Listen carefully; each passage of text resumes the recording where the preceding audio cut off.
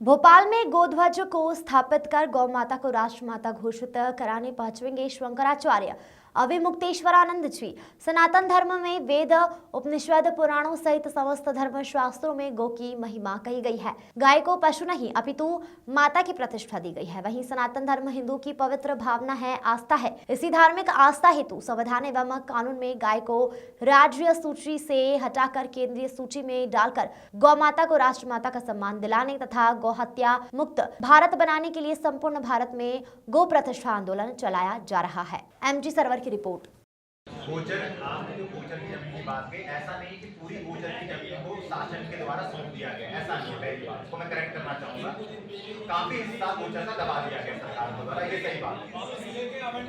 आवंटित कर दिया गया, ठीक है, लेकिन कम है, वो अभी भी उपस्थित है। हमारा ये कहना है, पहले तो आप गोचर को तो भरिए, जितना गोचर की आज भी जमीन उपलब्ध है मध्य प्रदेश में, उसमें भी सब कुछ हो जाएगा। उसके अलावा सरकार के पास वन विभाग है, सरकार का राजस्व विभाग है, अगर वो करने की भावना रखता है तो उसके पास सब कुछ है।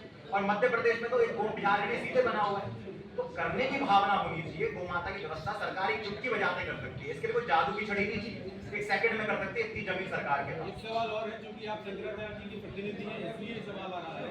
आपका गौ सेवा अभियान अच्छा है, उसमें कोई वो नहीं है, बहुत अच्छी बात है। लेकिन जब आप हिंदुओं के प्रतिनिधि हैं, जब जैसे बांग्लादेश में हिंदुओं का कत्लेआम होता है या इस तरह की जो घटनाएं होती है, उस तरह से आपके मंत्रियों से कोई आवाज नहीं निकलती।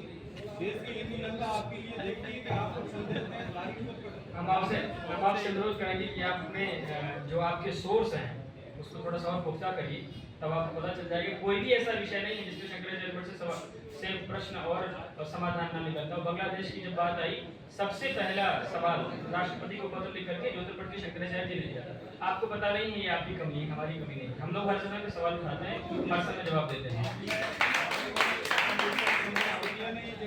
नहीं, मीडिया से संवाद किया में आप एनआई की रिपोर्टिंग निकाल के देख लीजिए, महाराज जी का पेज देख लीजिए, उनका ट्विटर, आप इंस्टाग्राम चेक कर लीजिए। सेम डे सबसे पहला इंटरव्यू यदि किसी संत समाज की तरफ से आया है, आप कह सकते हैं कि सरकारी प्रतिक्रिया। 4 तारीख की ये घटना थी, संभवतः 5 तारीख को महाराज जी का सबसे पहला वक्तव्य आ गया। जैसे शेख हसीना वहां से आई और वहां की स्थिति बिगड़ी, जैसी सबसे पहला वक्तव्य शंकराचार्य जी का ही था। ये बात अलग है कि उनको एक अलग तरह का दिखाने के चक्कर में आप उनकी एक बात दबा देते हैं, एक बात दिखाने लगते हैं, वो आपकी समझ है।